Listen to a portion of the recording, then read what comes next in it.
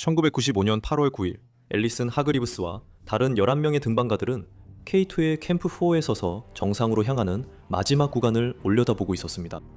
모든 등반가들이 꿈꾸면서도 두려워하던 순간이었습니다. 5명은 중간에 돌아섰고 앨리슨과 다른 등반가들은 계속 나아갔습니다. 몇 시간 후 그들 역시 돌아섰기를 간절히 바라게 됩니다.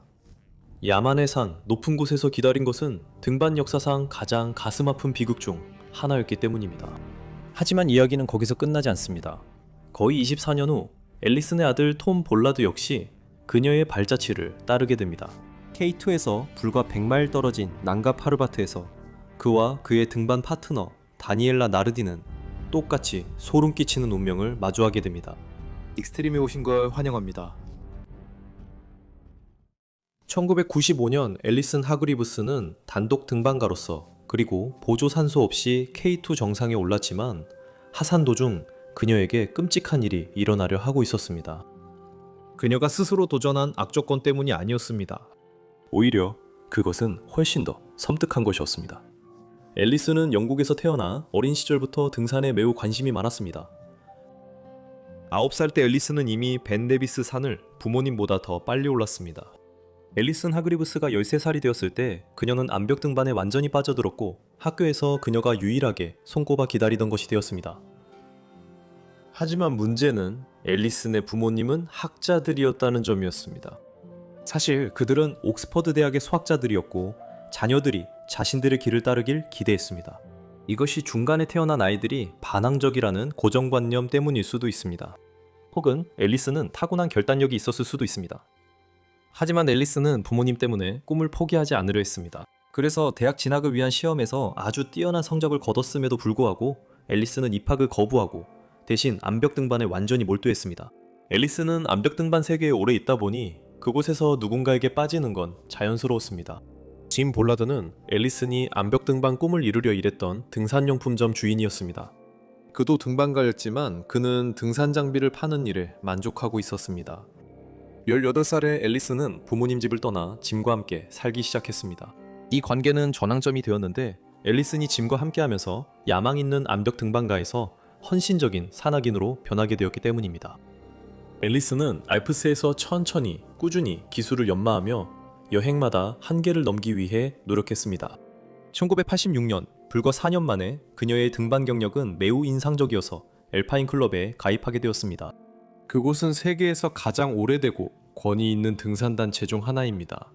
이 시점에서 앨리슨은 단순히 산을 사랑해서 등반을 한 것이 아니라 자신을 의심했던 모든 사람들에게 자신이 생각했던 만큼 정말로 특별한 사람임을 보여주기 위해 등반을 했습니다. 그리고 이름을 역사에 남기는 것만큼 그들에게 보여줄 더 좋은 방법이 있을까요? 그래서 그때부터 앨리슨은 등반을 계획할 때마다 기록 세우는 방법을 고민했습니다. 같은 해에 앨리슨은 알파인 클럽에 가입했습니다. 앨리슨은 유명한 알피니스트들과 함께 등반했고 네팔의 콘테가 정상에 오른 최초의 영국 여성일 뿐만 아니라 그 업적을 이룬 최초의 영국인이 되면서 역사를 썼습니다. 그것은 단순히 최초로 해냈기 때문만이 아니라 앨리슨이 가파르고 얼음이 뒤덮인 북서벽을 통해 등반했기 때문에 획기적인 일이었습니다. 그 길은 이전에 아무도 시도하지 않았던 경로였습니다. 또한 그녀는 이 산의 16번째 등정을 이뤘습니다. 이때 그녀는 22살에 탁월한 등반 기술을 갖춘 여성이었습니다. 그리고 1987년 가을 앨리슨은 다시 네팔로 돌아왔고 이번에는 해발 22,349피트의 아마다블람 정상에 오르기 위해서였습니다. 이때 앨리슨은 처음으로 정상 등정을 포기하기로 했습니다. 정상은 코앞이었지만 그녀의 마지막 포기는 아니었습니다. 그래도 그녀는 약 18,700피트까지 오를 수 있었습니다. 만약 여러분이 앨리슨이 젊은 시절 이룬 모든 업적으로 인해 이미 유명해지고 후원 계약도 받았을 거라고 생각한다면 사실 그렇지 않았다는 사실에 놀라실 겁니다. 하지만 이 모든 것은 1988년 24세의 앨리슨이 아이거 북벽을 등반하면서 극적으로 바뀌게 됩니다. 이것은 필요한 기술적 능력을 고려하면 큰 업적이었습니다. 그러나 그녀가 언론의 주목을 받은 이유는 실력이 아니었습니다. 그녀가 임신 6개월째에 등반을 했다는 사실이 놀라웠습니다. 언론은 난리를 쳤고 비판자들은 그녀를 무모하다고 비난하기 시작했습니다. 하지만 앨리슨은 항상 저는 임신한 거지 아픈 게 아니었어요 라고 답했습니다. 이 혼란스러운 이야기에서 잠깐 딴 얘기를 하자면 익스트림 커뮤니티에 가입하거나 영상 선공개, 독점 투표에 참여하려면 페이트리온에서 함께하세요. 거기서 뵙겠습니다. 사람들이 그녀의 수많은 다른 업적들보다 임신 후기에 등반을 한 결정에만 그렇게 집중하는 걸 보면서 그녀가 얼마나 실망했을지 상상만 할 수 있습니다. 남편의 사업이 급격히 하락하고 있었고 그녀는 약간의 홍보를 통해 후원을 받아 자신을 지원할 수 있기를 바랐습니다. 결국 그녀의 과거 원정들 때문에 그들은 빚을 지고 있었습니다. 안타깝게도 상황은 그렇게 흘러가지 않았습니다. 그들의 작은 가족은 집을 팔고 스위스로 이사해야 했습니다. 그곳에서 앨리스는 평범한 주부로서 1990년에 낳은 톰과 그의 여동생 케이트를 키우며 그들의 성장기를 함께했고 자녀들이 다니는 학교에서 평범한 직장 생활을 했습니다. 잠시 동안 세상은 그녀를 잊은 듯했고 그녀를 잊지 않은 사람들조차도 그녀가 아드레날린이 넘치는 삶을 포기했다고 생각했습니다. 1993년 앨리슨이 갑자기 나타났을 때 등산계는 큰 충격을 받았을 것입니다. 그러나 그들을 더욱 놀라게 한 건 그녀의 다음 행동이었습니다. 앨리슨은 한 번의 여름 등반 시즌 동안 알프스의 6대 북벽을 모두 단독 등반한 최초의 인물이 되기로 결심했습니다. 그 산들은 아이거, 마터후른, 그랑조라스, 프티드루, 피츠바딜레, 그리고 치마그란데 디 라 라바레도입니다. 게다가 그녀가 모든 북벽을 등반하는 데 걸린 총 시간은 24시간 이체되지 않았습니다. 저는 그것이 정말 대단한 재기라고 봅니다. 톰은 어머니가 그 북벽들에 오른 자신의 사진을 보여줄 때 분명 경외심을 느꼈을 것입니다. 그것은 5살 톰에게 매우 중요한 순간이었을 것입니다. 앨리스는 후원사들의 관심을 받으며 기록 행진을 멈출 수 없게 됐습니다. 그녀는 그랑조라스의 크로스퍼를 하루 만에 단독 등반한 최초의 여성이었습니다. 그녀는 느드로 북벽과 몽블랑 디타쿨의 슈퍼쿠아르를 등반한 최초의 영국 여성입니다. 그녀는 다양한 루트에서 최초 여성 단독 등반을 이뤘습니다. 그래서 앨리슨이 1994년에 세계에서 가장 높고 위험한 세 산, 에베레스트, K2, 그리고 칸첸중가 정상에 오르겠다고 발표했을 때 그것은 전혀 놀라운 일이 아니었습니다. 하지만 그것이 다가 아니었습니다. 앨리슨에게 정상 등정을 시도일 뿐 진짜 도전은 자신을 극한까지 밀어붙이는 것이었습니다. 그녀는 에베레스트로 떠났고 전 세계는 역사가 쓰이기를 숨죽여 기다렸습니다. 앨리슨은 도전했지만 산이 목숨을 걸 만큼 가치 있다고 생각하지 않았습니다. 그래서 손가락의 감각이 없어지기 시작했을 때 그녀는 돌아가기로 결심했습니다. 이것은 그녀가 결연했지만 멈출 때를 알았다는 것을 보여줍니다. 아들은 어머니가 무적이 아님을 처음 깨달았을 것입니다. 하지만 1995년 앨리슨은 재도전했습니다. 그리고 이번에는 앨리슨이 정상 등정에 성공했을 뿐만 아니라 인공산소 없이 에베레스트를 단독 등반한 최초의 여성이라는 기록을 세웠습니다. 그녀는 정말 기뻐했습니다.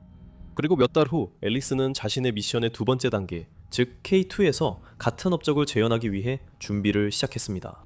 하지만 K2는 에베레스트와 달랐습니다. 에베레스트가 거의 1000피트 더 높았지만 K2는 완전히 다른 수준의 도전을 안겨주었습니다. 에베레스트는 거대하고 뚜렷한 능선을 가지고 있어서 경험 많은 등반가라면 산을 오르는 것 자체는 큰 문제가 되지 않습니다. 에베레스트에서 가장 큰 문제이자 사망 원인은 높은 고도가 신체에 미치는 영향입니다. 하지만 K2에서는 경험 많은 등반가들도 불안정한 세락에 의해 떨어지거나 깔릴 수 있습니다. 단순히 걸어서 이동할 수 있는 구간이 없습니다. 설상가상으로 날씨는 종잡을 수 없습니다. 정상에 오른 4명 중 1명은 살아서 내려오지 못합니다. 이런 모든 이유로 K2는 야수의 산이라는 별명을 얻게 되었습니다. 하지만 앨리슨은 이 모든 통계와 사실을 이미 알고 있었고 그럼에도 불구하고 정상에 오르는 것뿐만 아니라 단독으로 그리고 보조산소 없이 등반하기로 결심했습니다. 그래서 1995년 여름 앨리슨은 남편에게 키스하고 6살 톰과 그의 여동생 케이트를 안아주며 작별 인사를 한 뒤 K2 베이스 캠프로 향했습니다. 그해 여름 베이스 캠프는 야망이 넘쳤습니다. 스페인, 뉴질랜드, 미국, 멕시코에서 온 원정대들이 모두 산기슭에 모여 날씨가 좋아지기를 기다리고 있었습니다. 그러나 눈보라가 산을 덮쳐 텐트들이 눈에 파묻혔습니다. K2에서는 인내심이 단순한 미덕이 아니라 핵심적인 능력입니다. 그리고 앨리슨은 그 인내심을 가지고 있었습니다. 그래서 그녀는 6월 남은 기간과 7월 내내 날씨가 좋아지길 기다렸습니다. 그리고 8월 6일까지 앨리슨은 3캠프에 2번, 4캠프에 1번 올라갔고 26,246피트 바로 위까지 조금 더 높이 올랐습니다. 이제 그녀의 원래 팀에서는 그녀와 원정대장 롭 슬레이터만 남아 있었습니다. 사람들은 그녀의 그룹뿐 아니라 베이스 캠프 전체를 떠나고 있었습니다. 8월 9일이 되자 갑자기 맑아진 날씨에 기회를 잡기 위해 남아있는 등반가는 단 11명뿐이었습니다. 그들은 3캠프에 도착했으나 그곳이 눈사태로 완전히 묻혀 있었습니다. 왜 눈사태 경로에 캠프를 설치했는지 궁금할 수 있습니다. 하지만 K2에서는 어디든지 눈사태 경로입니다. 그들은 1시간 동안 텐트를 찾으려고 애쓴 뒤 4캠프로 계속 올라갔습니다. 그들은 8월 10일에 그곳에 도착했고 다행히도 텐트는 아직 그대로 있었습니다. 다음 날은 정상 등반을 하기에 좋은 날이 될 수도 있었지만 전날의 긴 등반 때문에 앨리슨을 포함한 12명의 모든 등반가들은 캠프에서 휴식일을 보내기로 결정했습니다. 정상에 오르는 마지막 도전에서 지치면 안 되기 때문입니다. 8월 13일 그들은 정상으로 출발했지만 병목 쿨루아르에 거의 도달하기 직전에 5명의 등반가가 돌아섰습니다. 보시다시피 병목 쿨루아르는 그 루트에서 악명 높은 구간으로 등반가들이 언제든지 무너질 수 있는 거대한 세락 아래를 올라야 하는 곳입니다. 더 신중했던 등반가들 중에는 에베레스트를 최초로 등정한 에드먼드 힐러리의 아들 피터 힐러리도 있었습니다. 피터는 공기가 더 차가워졌다는 것을 느끼고 할 수 있는 한 멀리 하산하기로 결정했습니다. 그의 판단은 완전히 옳았습니다. 따뜻하고 습한 공기 덩어리가 남쪽 계곡에서 올라오고 있었고 그것이 북쪽 중국 쪽에서 내려오는 강력한 고기압과 충돌하려 하고 있었습니다. 그런 일이 발생하면 허리케인급 강풍과 눈보라가 몰아칠 수 있습니다. 거대한 폭풍이 매우 빠르게 다가오고 있었습니다. 피터는 블랙피라미드 아래로 하강 중이었고 4캠프에서 되돌아선 지점에서 약 2,000, 4,000피트 떨어진 곳이었습니다. 그때 시속 100마일이 넘는 폭풍이 그를 덮쳤습니다.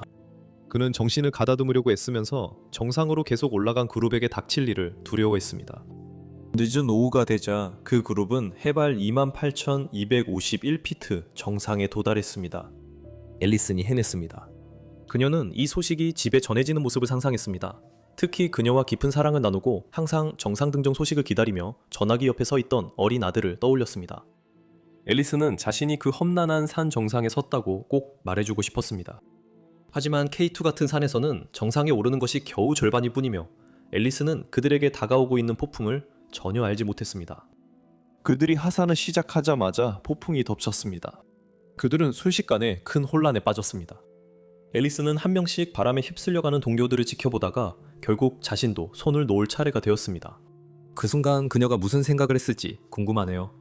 그녀는 가족, 남편, 사랑스러운 아이들을 떠올렸을까요? 어릴 적 부모님과의 행복한 캠핑 추억이 그녀의 머릿속을 가득 채웠을까요? 아니면 그녀는 그저 산을 자신의 마지막 안식처로 받아들였을까요? 결국 죽음이 앨리슨 하그레이브스를 문자 그대로 휩쓸어 갔습니다. 강한 바람과 그녀가 떨어진 높이로 인해 앨리슨은 입은 둔상으로 인해 사망했을 것입니다. 아마 거친 날씨에 노출된 것이 상황을 더 악화시켰을 것입니다. 앨리슨의 남편이 아내가 세상을 떠났다는 비극적인 소식을 들었을 때를 상상해봅니다. 그는 아이들의 희망에 찬 눈빛을 바라보며 그들의 영웅이 다시는 돌아오지 않을 거라고 말해야 했겠죠. 그는 용기 내어 아이들에게 사실을 전했습니다. 케이트는 겨우 4살이었지만 그녀는 이해하는 듯 보였습니다. 하지만 6살인 톰에게는 그 고통이 훨씬 더 깊게 다가왔습니다. 베이스 캠프는 톰에게 놀이터와 같았고 산꼭대기는 그에게 먼 꿈이 아니었습니다. 그는 실제로 엄마가 이런 곳들의 정상도 시장 산책하듯 가볍게 오르는 모습을 본 적이 있었습니다. 하지만 1995년에 그 재난이 닥치고 자신의 영웅을 잃은 후 톰은 조용해졌습니다. 그리고 그의 눈을 들여다보면 엄마를 그리워하는 어린 소년의 슬픔이 보였습니다. 짐 발라드는 톰과 케이트가 어머니와 더 가까워지도록 노력했습니다. 앨리슨이 세상을 떠난 직후 그들을 K2 기슭으로 데려갔습니다. 그는 산 정상에서 아내를 잃었기에 자녀들이 더 안전한 삶을 살길 바랄 수도 있습니다. 하지만 짐은 그런 사람이 아니었습니다. 아내가 살아있을 때 그는 가진 모든 것으로 그녀를 지지했고 그녀가 세상을 떠난 후에는 그 모든 지지를 자녀들에게 쏟았습니다. 그래서 어느 날 톰이 학교에서 돌아와 등반가가 되고 싶다고 선언했을 때 짐은 그를 말리지 않았습니다. 아마도 그는 아들 안에서 아내의 축소판을 본 것일 수도 있고 아니면 정말로 자상한 아버지였을 수도 있습니다. 짐은 톰의 등반 파트너가 되어 앨리슨이 받지 못했던 부모의 지원을 그에게 해주었습니다. 톰은 매우 조용한 사람이었지만 그의 열정은 어머니보다도 더 강했습니다. 2009년에 그와 그의 가족이 스코틀랜드 고지대에서 돌로미티로 이사할 즈음 그는 이미 뛰어난 다재다능한 등반가가 되어 있었습니다. 그는 암벽 등반, 믹스 등반, 드라이 툴링, 알피니즘, 심지어 익스트림 설상 스포츠까지 했습니다. 그는 종종 새로운 루트를 개척하거나 인공 등반 루트를 자유 등반으로 오르는데 집중했습니다. 톰은 항상 아이거가 자신에게 두 번째 집처럼 느껴진다고 말했는데 아마도 그의 어머니가 톰을 임신한 상태로 아이거 북벽을 등반했기 때문일 것입니다. 톰은 20살에 아이거에서 솔로 초등을 해냈고 2953피트의 새로운 암벽 루트도 개척했습니다. 이 루트는 T. 로렌스를 기리며 세븐 필라스 오브 위즈덤이라 명명했습니다. 그 다음에 그는 다시 아이거를 등반했고 이번에는 북벽의 피올레 스프랭글리 루트에서 최초의 동계 단독 등반을 완수했습니다. 그가 초등 기록에 도전하고 루트에 이름을 붙인 건 자기 이름을 역사에 새겨 넣으려는 의도였다는 걸 알 수 있죠. 이것은 그의 어머니가 산악 기록책에 이름을 올릴 수 있는 업적만 하겠다고 결심했던 것을 떠올리게 합니다. 하지만 톰에게 직접 물어본다면 그는 자신이 어머니의 유산을 위해 등반한 것이 아니라고 부인할 것이고 자신을 위해 등반했다고 말할 것입니다. 3년 후 톰은 이번에는 돌로미테스의 상징적인 카티나콜에서 또 다른 최초의 기록을 세웠습니다. 겨울이었고 톰은 올림피아를 자유등반으로 골드루트로 올랐습니다. 그리고 같은 해에 그는 베르노버란테의 아가스오른에서 새로운 루트를 개척했고 장난스럽게 칭기즈가 할 수 있다면 우리도 할 수 있다 라고 이름 붙였습니다. 어린아이 같은 유머를 가진 전형적인 톰이죠. 네, 톰은 전문 등반가가 되기 전에도 이미 인기가 많았지만 그의 명성이 절정에 달한 것은 2014년 12월부터 2015년 3월 사이였습니다. 알프스의 6대 북벽을 1년 만에 모두 등반하는 것도 대단한 일이죠. 하지만 그의 어머니처럼 한 번의 여름 등반 시즌에 모두 등반하는 것은 또 다른 일입니다. 하지만 알프스의 6대 북벽을 오직 혼자서 한 번의 겨울 시즌에 모두 등반하는 것은 완전히 또 다른 일입니다. 그러니까 어떤 지원이나 팀도 없이 말이죠. 정말 충격적이었어요. 톰은 그의 어머니의 기록을 깨고 알피니즘의 엘리피드 사이에서 자신의 입지를 굳혔어요. 앨리슨이 그 순간을 봤다면 분명히 자랑스러워했을 거예요. 겨울 동안 톰은 병에 걸렸음에도 불구하고 아이거의 1938년 핵마이어 루트를 5시간 38분 만에 단독 등반하는 등 이 험난한 벽들을 놀라울 정도로 빠르게 올랐어요. 톰은 단순히 프로 등반가가 아니라 용감한 남자이기도 했어요. 이 프로젝트를 기록하기 위해 톰이라는 영화가 제작되었고 이 영화는 2015년 캔들 마운틴 페스티벌에서 최우수 산업 영화상을 포함해 수많은 국제상을 받았습니다. 안스코, 고르니스케가, 올 트레인스, 셰필드 네덜란드 영화제, 체르비노 시네마운틴 등에서도 상을 받았습니다. 2016년 톰은 한계를 넘고자 믹스드 클라이밍과 드라이 툴링에 도전했습니다. 드라이 툴링은 등반가들이 아이스엑스와 크램폰을 사용해 암벽을 오르는 등반 방식으로 기본적으로 바위를 얼음처럼 다루는 것입니다. 저는 그것이 익스트림 스포츠를 한 단계 높인다고 생각합니다. 하지만 톰과 함께라면 언제나 예상치 못한 일이 생깁니다. 그는 이 스포츠를 시작했을 뿐 아니라 직접 새로운 루트를 개척했기 때문입니다. 처음에 그는 돌로미테스의 체베타 북벽에서 너티 해리라는 이름의 힘든 26피치짜리 새 암벽 루트를 개척했습니다. 그는 아이거 북벽에 새로운 믹스드 루트 타이타닉을 개척했습니다.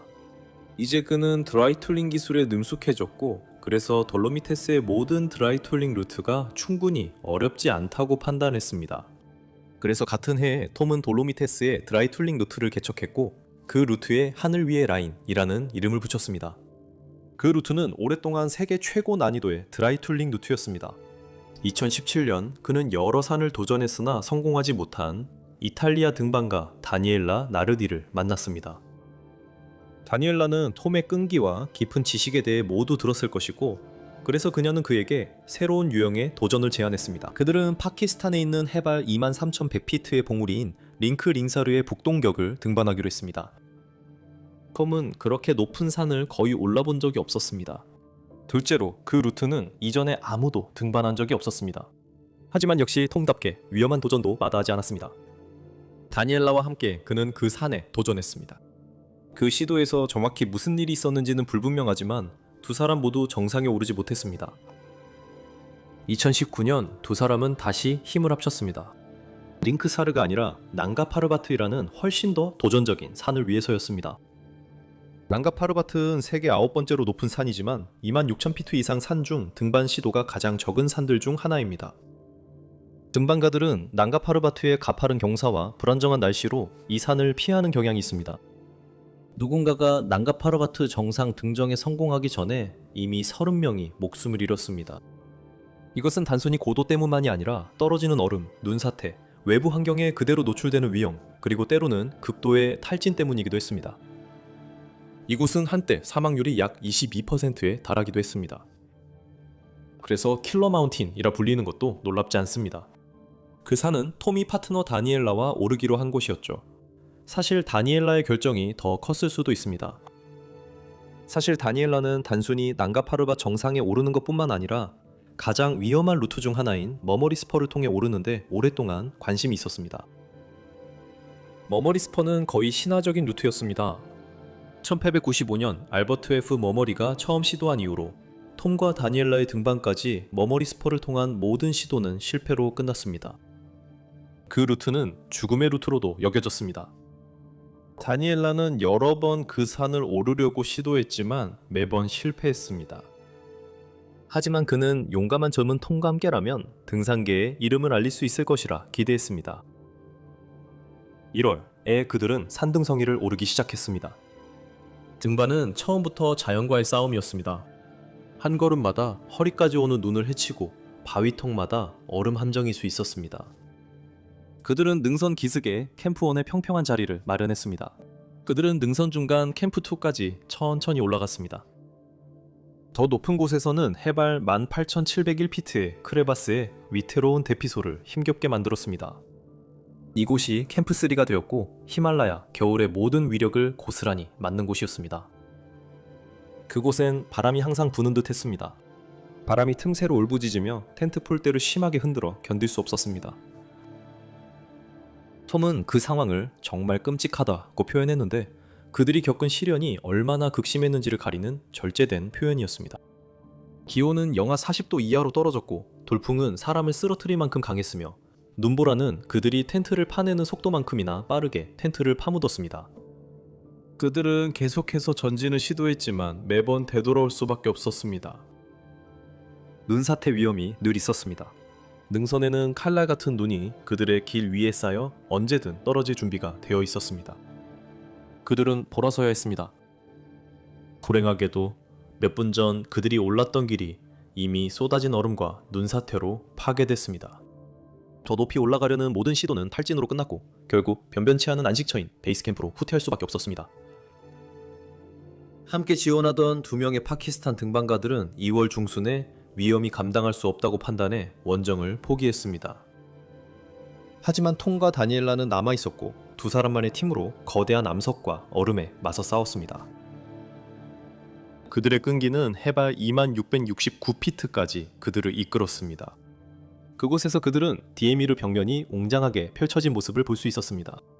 그리고 그것이 진전이었습니다. 6월 24일, 다니엘라는 하이캠프에서 후원자에게 전화를 걸었습니다. 그는 다가오는 폭풍을 피하기 위해 19,685피트에 위치한 4캠프로 하산할 계획이라고 말했습니다.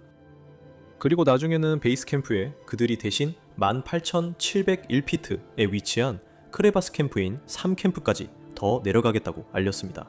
그러나 그 통화 후 완전한 침묵이 이어졌습니다. 며칠간 그들이 어디 갔는지 아무도 몰랐습니다. 그들이 다시 나타나지 않자 바스크 등반가 알렉스 차콘이 이끄는 수색이 시작되었습니다.